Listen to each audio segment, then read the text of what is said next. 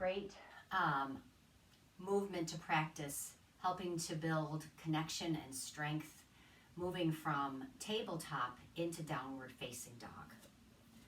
So you can come onto your hands and your knees, and feel free to have a blanket under your knees, and then bring your hands under your shoulders. So the knees under the hips and the hands under the shoulders. And just be here a moment, enjoying a couple of breaths, letting your spine come into as neutral as feels right for you. Now, we're going to maintain this neutral spine as we begin to move. So as you're just being here for a moment, just start to come into your breath. Let your abdomen relax a little if you can. Feel the breath moving in and out.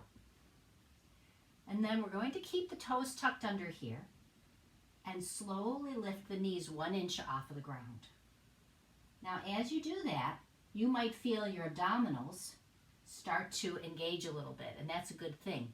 We want the abdominals to engage as a result of us lifting the knees off the floor.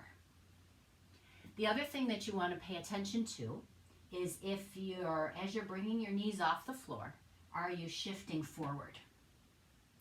Or another compensation pattern might be, as you lift your knees up, you round your back, right? And it's not that those things are wrong. They're just ways that your body, strategies that your body is creating in order to get your knees off the floor. And so as you're playing with this a little bit, just become aware of any of those patterns that might be present in your body and be curious about them.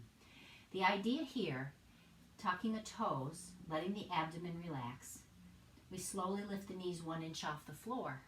And then from there, we start to progress by, can I keep my knees 1 inch from the floor as I move my hips back a little bit?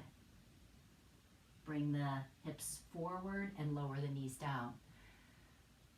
So as you continue to build strength and coordination in this preparatory practice, then you'll find at some point, we'll do this one more time, you can lift the knees up, move the hips back a little bit, and then slowly lift the bum up into downward facing dog.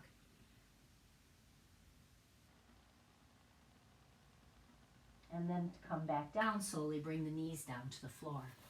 You might find that your down dog is a little bit shorter in comparison to, say, if you came from plank into downward dog.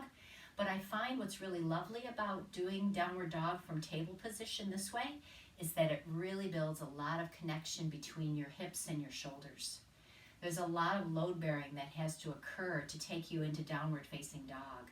So we want to maximize our efficiency in the way that we're moving so we can create the best possible experience for our body. Okay, so have fun exploring that floating table, floating knees, and let me know if you have any questions about that.